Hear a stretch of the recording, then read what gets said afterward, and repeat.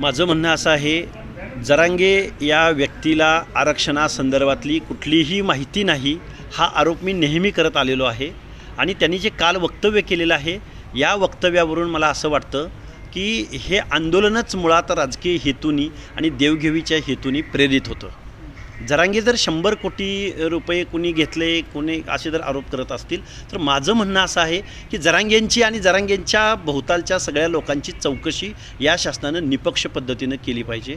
कारण उलटा चोर कोतवाल को काटे या म्हणीप्रमाणे 100 कोटी वगैरे त्यांच्या तोंडी येते कुठून भाषा.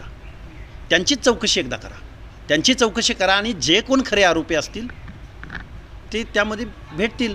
आणि मुळात महाराष्ट्रातल्या लोकांना मला असं आव्हान करायचं आहे की बाबा आरक्षणाच्या नावाखाली सामाजिक न्यायाच्या भावनेच्या दृष्टिकोनातून आरक्षण दिलं गेलं आहे.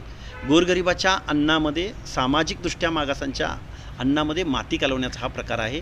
त्यामुळे जरांगे साहेबांची चौकशी झाली पाहिजे असं माझं मत आहे. शंभूराज देसाईंना त्यांनी आवाहन केले की माझ्याकडे यादी द्या, कोणी कॉन्ट्रॅक्ट घेतलं, कोणी पैसे घेतले.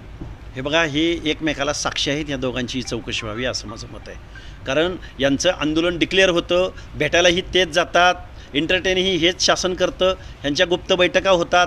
ह्या सगळ्या गोष्टी महाराष्ट्रानं पाहिलेल्या आहेत. त्यामुळे या दोघांचीही चौकशी झाली पाहिजे असं आमचं म्हणणं आहे. आंदोलनात काही आर्थिक घोळ झाले?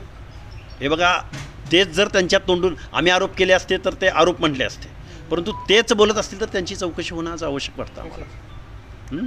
आर्थिक घोळ निश्चित हे आंदोलनच मुळात सामाजिक न्याय, गरजवंत मराठा, गरीब मराठा हे फक्त दाखवण्याच्या गोष्टी आहेत, पण खायचे दात यांचे वेगळे आहेत. हे राजकीय हेतून प्रेरित हे आंदोलन आहे. लोकसभेच्या निवडणुकीमध्ये यांच्या भूमिका तुम्ही तपासा, यांचं वर्तन तपासा. या महाराष्ट्रामधला जो सामाजिक सलोखा आहे, या महाराष्ट्रामधला जो OBC आणि मराठा समाजामधला जो एक कधी नव्हे ते OBC आणि मराठा ही जी दरी निर्माण झालेली आहे, ही दरी निर्माण करण्यामागं जरांगेंनी कुणाचा ठेका घेतला का याचा विचार होणं, याची चौकशी होणं आवश्यक आहे. राजकीय हेतू होता म्हणतात, मग त्यामागे हे पण हेतू असेल? राजकीय म्हटल्यानंतर त्यामध्ये आर्थिक आलाच, कारण आर्थिक असल्याशिवाय राजकारण हलत नाही. हे याच लोकांनी या महाराष्ट्राला दाखवलेलं आहे. त्यामुळे यांची या चौकशा होणं आवश्यक आहे.